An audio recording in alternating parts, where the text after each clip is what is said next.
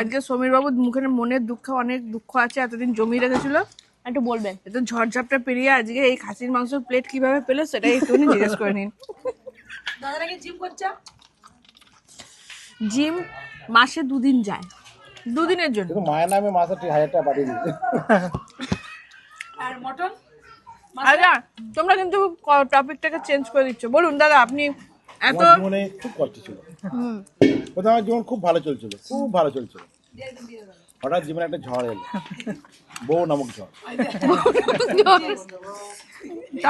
তারপর থেকে আস্তে জীবনটা কত ভালো লাগতে লাগলো, নিজে নিজে হাসতে লাগলাম। তারপরে জানতে পারলাম ডাক্তার দেখে আমি খ্যাপা হয়ে গেছি।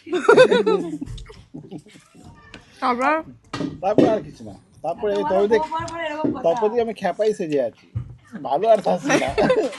ডাক্তার বলছে আপনি সুস্থ হবে না, আমাকে অসুস্থই রাখুন, সুস্থ থাকলে অসুবিধা নেই, বাড়ি যেতে হবে আবার। তাও তো ঠিক। এখন কেমন আছেন? এখন খুব ভালো আছি। পাশে বউ আছে দেখুন। ক্যামেরা একটু বুঝেছি না বলে বাড়ি যাবে।